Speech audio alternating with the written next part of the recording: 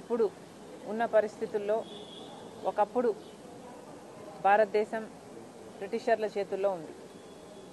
స్వతంత్రం తెచ్చుకోవడానికి ఎంతో పోరాటం చేస్తే తప్ప ఇది సాధ్యం కాలేదు. కానీ ఇప్పుడు మళ్ళీ భారతదేశం బందీ అయింది భారతీయ జనతా పార్టీ చేతుల్లో. మోడీ గారు అంటున్నారు నయా భారత్ నిర్మిస్తామంటున్నారు. మోడీ గారిని కాంగ్రెస్ పార్టీ సూటిగా ప్రశ్నిస్తుంది, ఏది నయా భారత్, ఏమిటి నయా భారత్? ఆర్ఎస్ఎస్ జెండాని ఆర్ఎస్ఎస్ అజెండాని అమలు చేయడమే మోడీ గారి నయా భారత్. అంబేద్కర్ గారు రచించిన రాజ్యాంగాన్ని అవమానించి మార్చాలి అనుకోవడమే మోడీ గారి నయా భారత్. మతం పేరుతో చిచ్చుపెట్టి ఆ మంటలో చలిగాచుకోవడమే మోడీ గారి నయా భారత్. ఒక గోద్రా అయినా ఒక మణిపూర్ అయినా వేల మందిని పొట్టన పెట్టుకోవడమే మోడీ గారి నయా భారత్. ఈ రోజుటి వరకు కూడా మణిపూర్లో రాష్ట్రపతి పాలన విధించి ఉన్నారు. అదేనా మోడీ గారి నయా భారత్? దేశాన్ని గుప్పెట్లో ఉన్న వాళ్ళ చేతుల్లో ఉన్న వాళ్ళ బినామీలుగా ఉన్న బడా బడా వ్యాపారవేత్తలకు దేశ సంపదని కట్టపెట్టడమే మోడీ గారి నయా భారత్. మోడీ గారి నయా భారత్ అంటే దేశంలో అసలు ప్రతిపక్షమే లేకుండా చేయటమా? ప్రతిపక్షంగా ఉన్న వాళ్ళను లేకపోతే మోడీ గారిని బీజేపీని ప్రశ్నించిన వాళ్ళని అక్రమంగా జైళ్లలో పెట్టడం, కేసులు పెట్టడం, లేదా వాళ్ళ మీద ఈడీని, ఇన్కమ్ ట్యాక్స్ని, సిబిఐని ఉసిగొల్పడమే మోడీ గారి నయా భారత్. ఆఖరికి RBI, election commission of India లాంటి ఇండిపెండెంట్ వ్యవస్థలను కూడా మోడీ గారు స్వార్థ రాజకీయాల కోసం వాడుకుంటున్నారు. ఇదేనా మోడీ గారి నయా భారత్? మళ్ళీ చెప్తున్నాం, ఇది నయా భారత్ కాదు, ఇది దగా భారత్.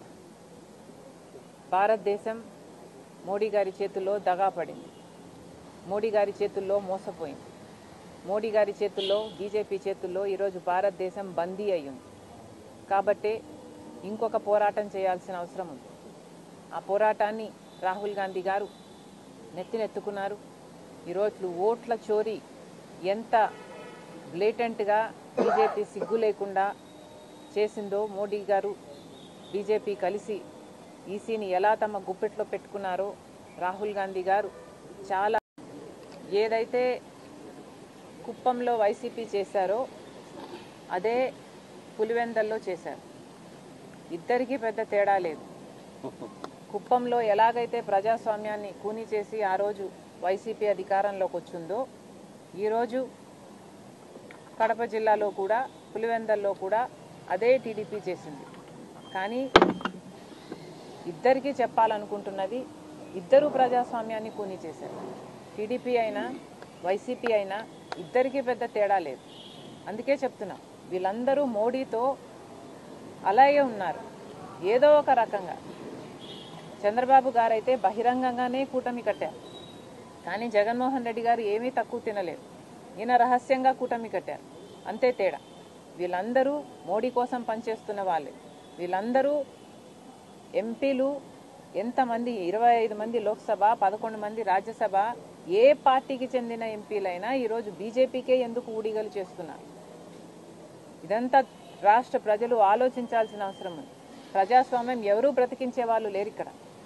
కాబట్టే చెప్తున్నాం, కాంగ్రెస్ పార్టీ పుంజుకోవాల్సిన అవసరం ఉంది. కాంగ్రెస్ పార్టీ బలపడాల్సిన అవసరం ఉంది. కాంగ్రెస్ పార్టీ బలపడితేనే ప్రజల గొంతును వినిపించగలరు.